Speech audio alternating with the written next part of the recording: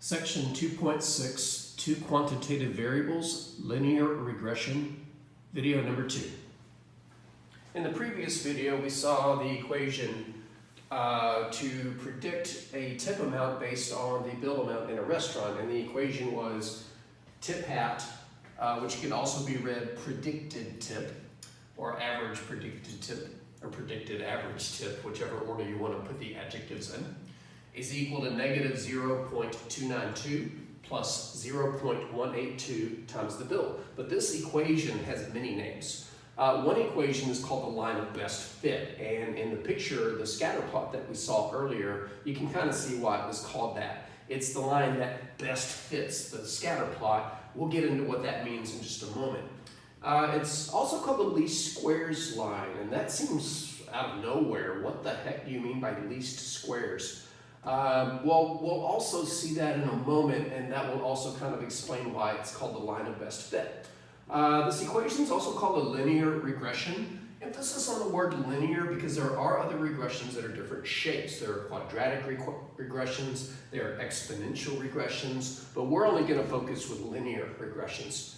And this can also be called a prediction equation. I really don't prefer this because it doesn't emphasize the linearity of it, because a prediction equation can be a scatter plot of different shapes. But for our purposes, if you see any of these phrases, they all pretty much mean the same thing, the equation of some sort of line. Now in general, when we're talking about a line of best fit, the equation is always going to have the same format. The format's going to look something like this. Y hat is equal to A plus B times X, where X is your explanatory variable. And if you're not sure what I mean by that, please go back and reread module for section 2.5. And Y is the response variable.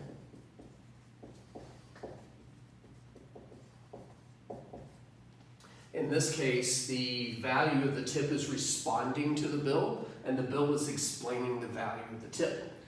Now, if you've had college algebra or any algebra, and I'm sure you have, you might start looking at this and go, wait a minute, that looks a little bit familiar. I think I saw something like that in an algebra class one time. If you're thinking that, you're probably thinking of something called slope-intercept form. Y equals mx plus b. And although this isn't an algebra class, I want to quickly review that in this equation, the number in front of the x is called the slope, and the number at the end is called the y-intercept. Well, this is the equation of a line, and it also has a slope and a y-intercept. But here's where things get a little bit different. In algebra, this b at the end always represents the intercept.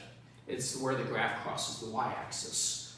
But in the equation for the line of best fit, the b is not the intercept. What makes something an intercept, and more importantly, what makes something a slope in a linear equation, is who's the coefficient of the x if the y is by itself. The y is by itself here. The coefficient of the x is whatever number is sitting here, and that's your slope. Let's get rid of that. Over here, the y is by itself. It's got a hat on, but the coefficient of the x is what's being called b. So let go of any preconceived notion that b must be the y-intercept. No, what makes you the y-intercept and the slope is your position in the equation, not what name I call you. In this case, the b is the slope,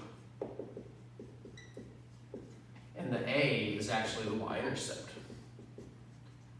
Well, I say y-intercept, but we may not have the letters x and y involved at all, so we can just say more generically, intercept on the vertical axis.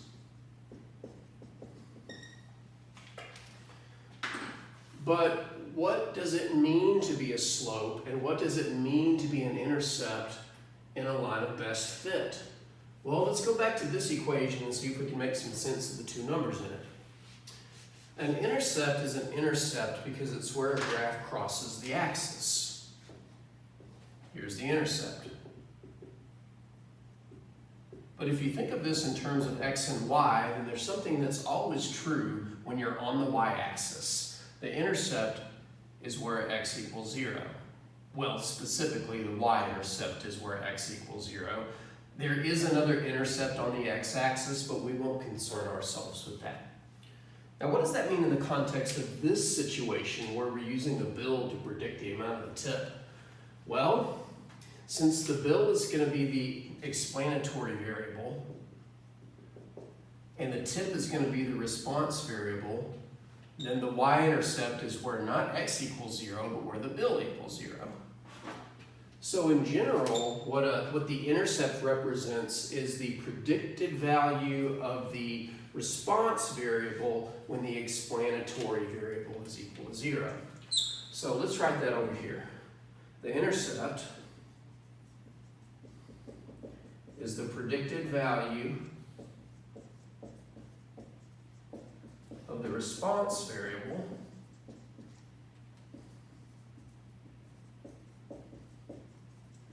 when the explanatory variable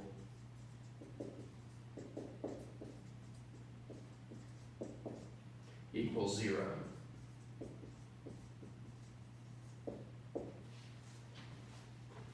This is the worst R. That's better. A little better. So if we were to go back to this linear, this line of best fit or linear regression for the bill and the tips, we can interpret this intercept. The intercept is negative 2.092, but the interpretation of that is this means that the predicted tip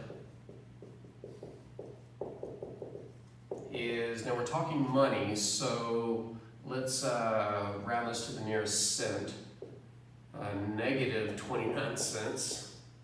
The predicted tip is negative 29 cents when the bill equals 0, which kind of makes you go, what? How can a tip be negative?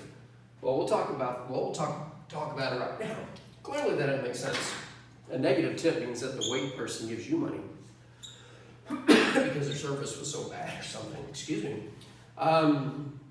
That's the correct interpretation of it, but that doesn't really make sense. And there's a reason it doesn't make sense. Learning about interpreting the intercept. The interpretation of the intercept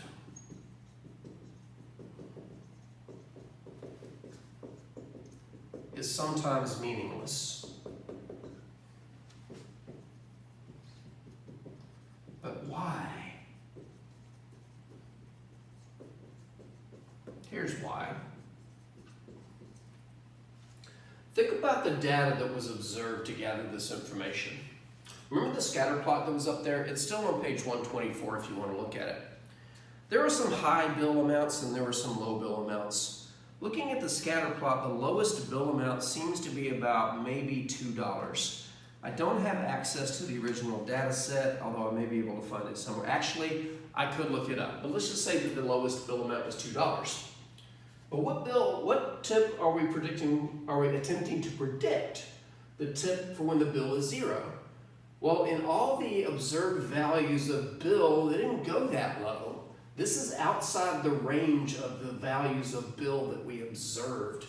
So the reason the interpretation for the intercept is sometimes meaningless is because x equals 0, and in this problem it's bill equals 0, is often outside the range of observed explanatory values.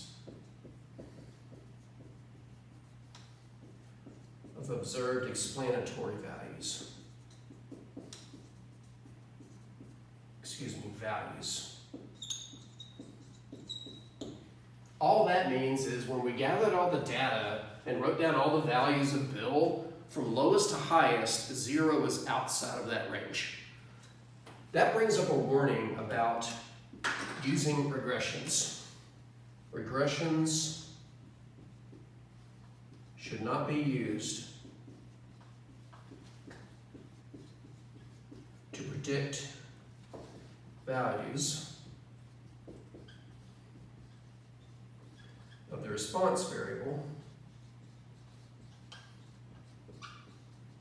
which in this problem was trying to predict a tip.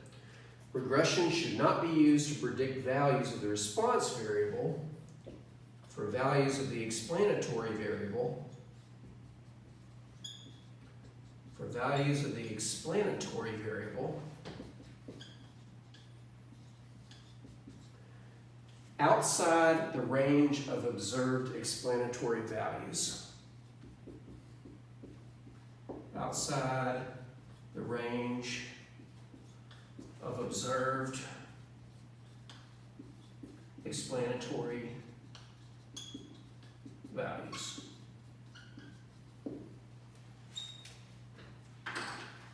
It's a lot of words to say, but basically your prediction equation is only good for a certain range of values. Don't go predicting for values outside of what you observed here. If our bills were observed between $2 and $70, you shouldn't be using this equation to predict a tip for a bill that's less than $2 or more than $70.